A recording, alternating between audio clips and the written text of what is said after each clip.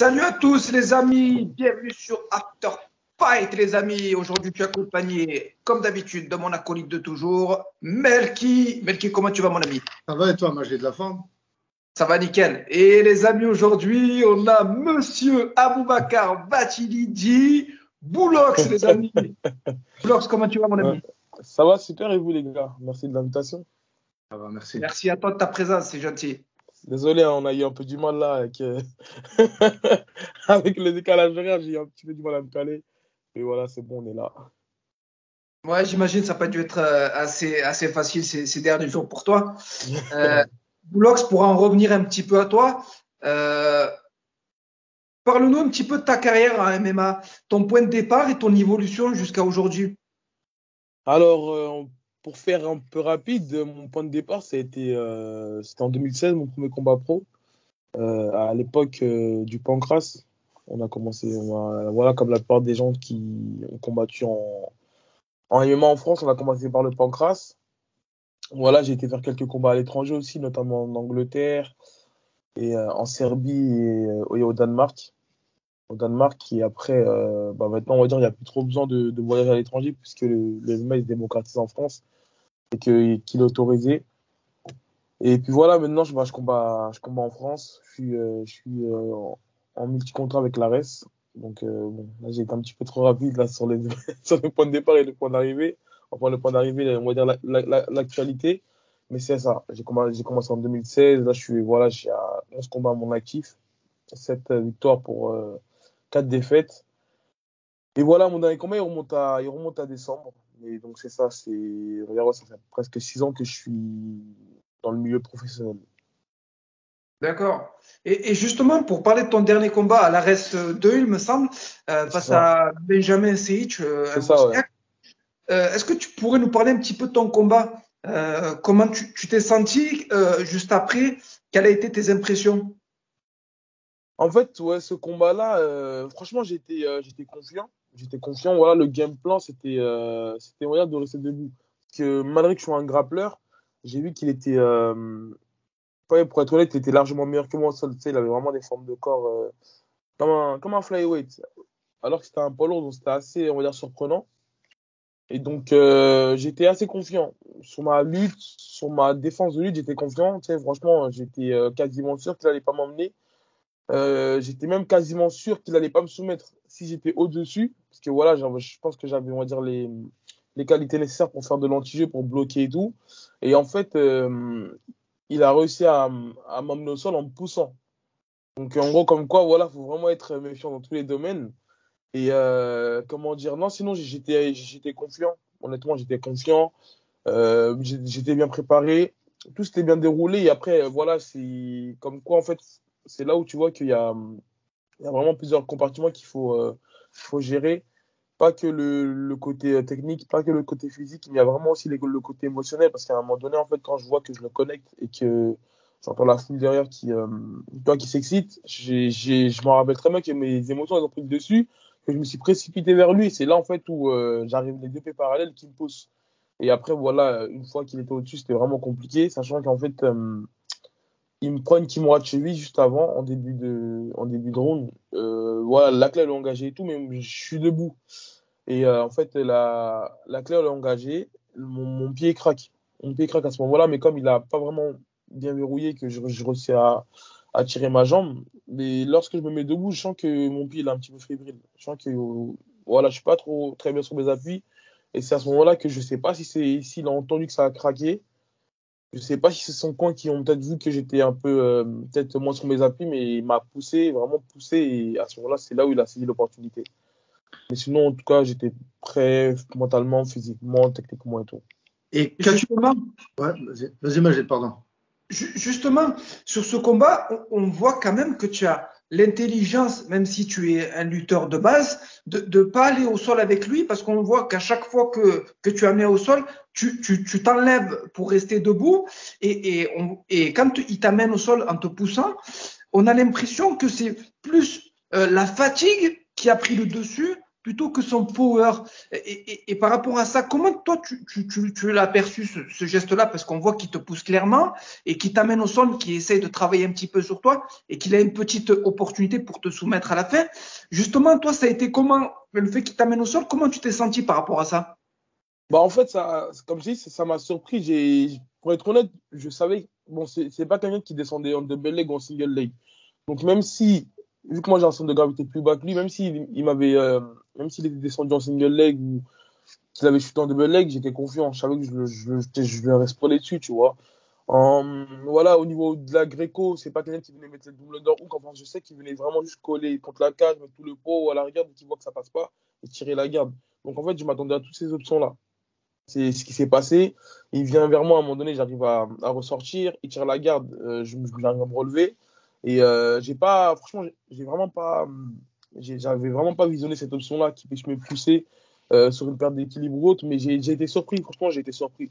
C'est vraiment quand j'ai re-regardé le combat, je vois clairement que dès que j'engage le combat, bah, il me pousse clairement. Mais j'ai été surpris sur le moment. En fait, limite, j'ai pas compris, je me suis écroulé. J'ai vraiment limite pas compris ce qui m'est arrivé à ce moment-là. Et c'est vraiment dès que j'ai revisionné le combat que j'avais clairement vu qu'il m'avait poussé et tout. Et voilà, hein. C'est comme ça que ça s'est passé. Que as-tu pensé du show Ares? Et quelles ont été tes impressions de combattre en France? Bah, c'était pas la première fois que je combattais en France. J'ai combattu au moins 4 ou 5 fois, je crois. Au contender, c'est 100% fight et tout. Mais après, ouais, combattre dans les règles du MMA, c'était particulier. Combattre à Ares aussi, c'était une des, on va dire, un de mes objectifs, on va dire, avant de passer à autre chose. Et non, c'était une sensation assez agréable, surtout quand on voit les ambitions qu'affiche Ares, être l'antichambre de l'UFC, le niveau aussi de la compétition et le haut niveau du show, ils ont vraiment mis la barre très très haute. Donc, honnêtement, je me voyais pas combattre ailleurs qu'à Ares. D'accord. Et dans le futur, tu te vois rester à Ares ou partir dans une autre organisation plus grande si l'opportunité se présente à toi en cas de... Bah, clairement, là, quand tu regardes, bon, quand tu regardes, en vrai, mis à part le Ares, il y a quoi comme bonne organisation? Il y a le KSW, il y a le Cage Warriors, il y a le PFL, le Bellator. Hormis tout ça, là, je mets l'UFC de côté. Moi, personnellement, mon but, c'est d'aller à l'UFC. Donc, je pense qu'il n'y a pas 36 000 chemins. Et soit tu passes au Cage Warriors, tu prends la ceinture, derrière, tu vas à l'UFC. Et encore, pour faire ce schéma-là, faut être un Anglais, pour être, entre guillemets, favorisé. Soit tu... Non, il n'y a pas 36 000 solutions. Donc, non, moi, combattre à Arès pour le moment, avant d'accéder à l'UFC, c'est clairement l'objectif, quoi, le but. Tu me tends justement une perche en me parlant de l'UFC. On sait que dernièrement, tu as été à la Fight Week avec Alan C'est Bodo ça. dans son dernier combat. Quelles ont été tes impressions sur le phénomène de l'organisation UFC, sur tout ce qui entoure l'UFC au niveau de l'organisation des combattants? Quelles ont été tes impressions, toi? J'étais assez... Je sais pas si je peux dire surpris, parce que je m'y attendais quand même. Avec tout ce qu'on m'avait raconté, avec tout ce que je voyais. Mais c'est vrai qu'une fois que tu es là-bas, c'est vraiment professionnel. C'est vraiment professionnel. Et en fait, je me rappelle à l'époque, j'avais écouté une interview de Tom Buchanan qui disait que le UFC, dans l'organisation, c'était tellement professionnel que en fait, le combattant, il avait même pas le temps de stresser ni d'avoir de la pression, en fait, parce que tout est organisé pour que le combattant il se sente bien. Et en fait, vu que là, depuis presque 2 ans, chaque week-end, il y a un UFC, bah, et que ça se passe à Vegas, l'UFC Apex, bah, en fait, là, les combattants, on a été logés dans une sorte de résidence maison, un espèce d'hôtel, je crois que l'UFC a racheté. Donc, on est logé là-bas, c'est à 10 minutes, ouais, 10 minutes et encore 10 minutes de l'Apex. Et en fait, ils mettent tout en place pour que le combattant et les coachs soient, on va dire, aux petits soins. Donc, tu n'as pas besoin de penser à quoi que ce soit. Tu as une sorte de chambre aménagée pour t'entraîner. Sinon, si tu veux aller t'entraîner à l'UFC Apex, non, au Performance Institute, bah, tu as juste en fait, à appeler en début de semaine et à réserver tes séances. Parce qu'en fait, il y a 2 cages à l'intérieur du Performance Institute. Il y a la petite cage, la format Apex, et il y a la grande cage, format UFC numéroté. Donc, tu as juste à appeler en début de semaine pour pouvoir en fait réserver la cage. En fait, c'est pas un full accès libre. Parce que voilà, chaque combattant doit s'entraîner de telle heure à telle heure. Donc voilà, toi, tu dois vraiment venir appeler, dire que genre tu seras là de 17h30. Après, c'est en fonction des disponibilités aussi. Mais par exemple, tu dis que tu seras là de 17h30, bah ok, il te laisse la cage de 17h30 à 18h20. Après, une fois que tu as fini de t'entraîner, par contre, c'est full accept dans le sens où tu as une cryothérapie sur place, tu as un bain froid pour la récupération, tu as un bain chaud pour te relaxer, tu as un sauna, et tu as même des masseurs à disposition au cas où genre, si tu as un petit bobo, une petite contusion, ils sont vraiment là pour te mettre aux petits soins, pour te mettre. Voilà, en fait, tu es vraiment au max. Tu peux même récupérer aussi, je sais pas moi, genre euh, un smoothie protéiné, tu sais, au niveau des compléments alimentaires aussi, ils t'enfilent et tout. Franchement, quand tu es un combattant de l'UFC, que tu es là-bas, tu es vraiment au petit soin, quoi. Ouais, rien n'est laissé au hasard pour les combattants Ouais, eux-mêmes. exactement. Et Même, tu vas aller faire les courses, bah, il y a genre une pancarte avec genre le déroulé, ils vont te dire que chaque 2 heures, il y a un départ de bus qui t'amène faire les courses. Un minibus qui est devant l'hôtel et il y va à 14h, à 16h, à 18h. Pareil pour le Performance Institute, il y a un départ toutes les heures, donc c'est vraiment au petit soin, quoi. Et justement, pour rester dans le cadre UFC, qu'est-ce que ça fait quand on est un lutteur de base de recevoir des louanges de Daniel Cormier? Ouais, ça fait toujours plaisir. Ça fait toujours plaisir après. Ouais, ça m'a fait plaisir. C'est motivant. Et, euh, et après, voilà, comme voilà, je suis pas un grand poids lourd comme lui aussi l'était. Voilà, j'ai un centre de gravité bas. Je suis bah, plus petit pour un poids lourd. Tu sais ce qu'il faut travailler, quoi. C'est un Est-ce qu'il y aura peu, un, ouais. est-ce qu'il y aura un combat que tu aimerais faire dans ta carrière, que ce soit de n'importe quel combattant d'organisation, UFC? Un combat de rêve? Non, pas Ouais, particulièrement. Non, pas non? particulièrement, parce que là, comme je l'ai dit, je suis signé à l'ARES. Euh, je pense que l'ARES, on va dire, ils favorisent les rencontres franco-françaises et très honnêtement, en France, on n'est pas à 36 000 poids lourds, donc non, il n'y a pas un poids lourd qui va. Non, non, personnellement, j'ai pas vraiment de combat de rêve. Non. D'accord. Et j'ai aussi entendu que éventuellement tu pourrais descendre de catégorie. Est-ce que c'est quelque chose que tu envisages ou vraiment tu comptes rester un poids lourd de Ouais, temps? si, je pense qu'à l'avenir, bon, je dirais pas quand, je sais pas, c'est en fonction aussi de comment ça va se passer, mais ouais, je pense qu'à l'avenir, il faudrait que j'aille quand même me tester en 93. Même c'est un défi quand même. Dire, voilà, il faut vraiment que je fasse mon chemin en poids lourd parce que là, j'ai encore clairement rien prouvé. Et après, une fois qu'on sera bien installé en poids lourd, je pense que ouais, je descendrai à un moment donné en light heavyweight, voir ce que ça donne. Justement, on parlait de tes débuts en poids lourd jusqu'à aujourd'hui. On a l'impression que tu as pris conscience de l'importance du professionnalisme dans ce domaine-là, que ce soit au niveau du repos, au niveau de ta nutrition. Justement, j'ai vu dans tes derniers posts que tu faisais très attention au niveau de tes macronutriments. Est-ce que tu pourrais nous en dire un petit peu plus sur cette prise de conscience? Bah, cette prise de conscience-là, bon, regarde, elle se développe je vais pas dire de jour en jour, mais de combat en combat. Mais par exemple, je sais pas, moi, il y a quelques combats avant la race, bah, tu sais, je m'amusais à queuter. Tu sais, prenais vraiment pas tu sais, pour moi, en fait, c'était pas, on va dire, c'était pas le plus important. Tu sais, genre, je m'amuse à cutter alors que je suis un poids lourd, j'ai pas à cutter. Déjà, je suis pas un grand poids lourd, je suis un poids lourd particulier, on va dire. Et tu sais, genre, je cutais, je faisais pas de jet, on va dire. J'étais au-dessus de la limite, en fait. Donc, après, voilà, les enjeux maintenant, voilà, plus j'avance, plus les enjeux sont importants. Donc, je me suis dit quand même à un moment donné qu'il va falloir en mode être sérieux. Que là, on va dire, je navigue je suis à peine au-dessus de la limite, je vais être à 121 kilos.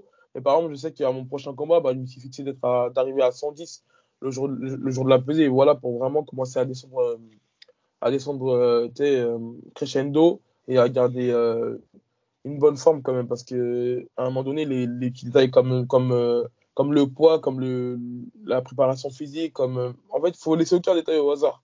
Parce que voilà, au plus haut niveau, bah, des petites erreurs, bah, comme j'ai fait la dernière fois, ça peut coûter très cher. Donc, c'est pour ça qu'à un moment donné, voilà, c'est soit tu combats pour t'amuser, soit tu combats pour performer. Et quand tu veux performer, bah, faut rien laisser au hasard. Aujourd'hui, tu es au MMA Factory, tu es C'est ça. managé par Fernand Lopez. Qu'est-ce que ça change au quotidien, que ce soit au niveau des entraînements ou des conseils qu'il peut te donner dans ta carrière? Bah, en fait, c'est l'avantage d'être avec une personne qui a à la fois la casquette de manager, à la fois la casquette de coach, à la fois la casquette aussi on va dire de matchmaker et de directeur d'une organisation et aussi de son expérience. C'est vraiment le fait parce que voilà, c'est lui qui nous donne qui tient les cours de sparring professionnels. Donc, il te voit évoluer de chaque jour. Il te voit évoluer chaque jour, donc il va savoir quel match-up va être bon pour toi ou non. Je donne un petit exemple. J'étais managé par exemple avant par Guillaume Pelletier qui lui vit en Bulgarie. Même s'il fait très bien son boulot et tout, bah, il n'a pas l'œil sur ton évolution. Et voilà, là, tu es managé par quelqu'un qui te voit au quotidien et qui peut suivre ton évolution ou pas. Et comme j'ai dit tout à l'heure, tu vas savoir si ce match-up-là est bon pour toi. Donc en général, lorsque Fernand Lopez t'envoie un message et qu'il te propose un profil, c'est qu'il a déjà checké, que voilà, que c'est un match-up qui correspond bien à ton profil, on va dire. Donc ça va Quels peut-être sont, avoir l'avantage. quelles sont tes prochaines échéances avec Ares? Est-ce qu'on pourrait te voir sur Ares 4, Ares 5? Ouais, RS4 de base c'était prévu, mais vu que là il y a le Ramadan, donc j'ai préféré repousser. Donc là il n'y a pas vraiment de, de date sûre, mais en tout cas ça va être après l'ARS. Attends, là il y a le 4. Ce sera pas avant l'ARS 5, quoi. Je pense d'ici cet été et tout. Donc, voilà. D'accord. Et toi aujourd'hui, bon, comme tu l'as dit un petit peu tout à l'heure, le MMA a été légalisé en France depuis quelques années. Je crois que c'était 2020, Ouais, 2021. ouais, début 2021, ouais. Comment toi tu juges cette 2020, évolution au niveau du MMA français? Est-ce que tu vois une réelle évolution, que ce soit au niveau des organisations, au niveau des combattants, ou alors tu vois pas spécialement d'évolution? S'il y a une grosse évolution, je pense, il y a une grosse évolution, bah déjà, juste le fait de voir des organisations, on va dire, plus fréquemment dans les règles du MMA. Et puis même, on voit qu'il y a un réel engouement. Je sais pas si c'est l'effet Connor ou si c'est depuis que Cyril a affronté, par exemple, le Ngannou, mais il y a un réel engouement autour du MMA. Il y a de plus en plus de gens qui se mettent au MMA. Euh, il y a de plus en plus de gens qui regardent le MMA. Et là, on va dire, ce qui est bien, c'est que bah, avant, quand on avait une expérience en amateur, c'était en pancrace. Bah, là, l'expérience, ça va être en MMA. Récemment, il y avait les championnats de France en MMA. Je crois ils ont même été après au championnat d'Europe. Bon, ça, j'ai pas trop suivi par contre. Mais en tout cas, ça pourrait, on va dire, déjà qu'on a un gros potentiel en France. Mais là, on pourrait vraiment, on va dire, aller se confronter au meilleur niveau et vraiment maintenir cette place-là, quoi. Et voilà, je trouve il y a une énorme évolution depuis ça, quoi, depuis la légalisation. Et est-ce que pour ta prochaine échéance, tu aurais éventuellement un adversaire en tête? Non, franchement, comme je l'ai dit, c'est pas pour faire le mec humble ou qui veut pas parler. Voilà, là, on me donne même un UFC vétéran, j'y vais. Peu importe l'adversaire, j'essaie de me tenir prêt, j'essaie de m'entraîner avec les meilleurs et c'est sans prétention autre, mais voilà, je compte vraiment, on va dire, performer et montrer que j'ai ma place chez les poids lourds, que j'ai ma place d'aller me confronter avec les meilleurs et tout. Donc voilà, peu importe l'adversaire, là j'y vais. J'y vais et j'ai pas vraiment de personnes en tête là actuellement. Ça marche. En tout cas, on espère te voir avec la ceinture d'Ares des poids Ouais, lourds. c'est l'objectif, hein, c'est l'objectif. C'est ce qu'on te souhaite et c'est ce qu'on aimerait vraiment aussi voir. Merci, ça fait plaisir. On arrive en fin d'interview. Chez After Fight, on a un questionnaire en fin d'interview. Ça s'appelle le Five. Donc, je vais te poser 5 questions. Ouais, Voilà. T'es prêt? toujours. Daniel Cormier ou John Jones? Cormier. Pourquoi? Bah, juste sportivement, humainement et stylistiquement, c'est plus, on va dire, c'est plus mon délire. Et voilà, John Jones, l'extra sportif et tout. Bon, c'était avant John Jones, quand même, il m'a fait rêver, mais là, actuellement, je dirais Cormier, quoi. Boxe ou lutte? Plutôt lutte. iPhone ou Samsung? iPhone, Snapchat ou Instagram? Instagram. Et dernière question ultime, ton repas préféré post-combat? Un bon pad thaï avec un poulet frit. Ça, c'est un bon classique, ça. Ça marche. Ah non, post-combat, genre après le combat ou avant le combat? Après combat, ouais. Ah, après le combat, je suis en roue libre, hein. Franchement, j'ai. Je pensais que tu parlais Faut en que tu général. recharges. Non, non, après le combat, franchement, T'as un petit resto, t'as une adresse. Je sais que vous allez beaucoup au poulet Ah, là, au Brasier, non, ça en au général, c'est brasier, voilà. ouais, non, ça c'est en semaine classique, tu sais, genre pour entre guillemets rester sage, tu vas là-bas, tu prends du poulet, mais après le combat, franchement, c'est roue libre total. Surtout après une victoire, ah, je fais du sale. Ça marche. Je tenais à préciser, Boulox, merci pour le temps que tu nous as accordé. Merci à vous. Nos auditeurs, n'hésitez pas à aller retrouver Boulox sur sa chaîne YouTube The AB Show. C'est le journal du MMA. Vraiment, on l'écoute nous toutes les semaines. Merci. Donc avec Michael Lebou, tous les lundis à 18h quand Quand vous on êtes, est à l'heure. quand vous êtes dans les times. Mais vraiment, c'est un régal. Et aussi, retrouvez-le dans l'Octogone, dans l'organisation d'Ares. On te laisse le mot de la fin si tu veux passer un message à nos auditeurs et aux gens qui Bah t'écoutent. déjà, un message à vous, désolé pour, pour les galères. Et non, bah merci à vous. Un nouveau média qui arrive, After Fight. Donc franchement, vous faites du bon boulot. Et c'est ça, en fait, plus il y a de médias, bah, plus le MMA il va être reconnu. Et c'est grâce à vous, grâce à ce genre de format-là qui va donner la lumière sur les combattants, qui va faire en sorte qu'on puisse exprimer, que voilà, les gens puissent en savoir un peu plus sur le MMA qui n'est pas encore assez connu en France. Donc vous faites du très bon boulot et grosse force à vous. Merci beaucoup, Boulox. Merci Boulox. De rien. Merci à vous, les gars. Allez, salut.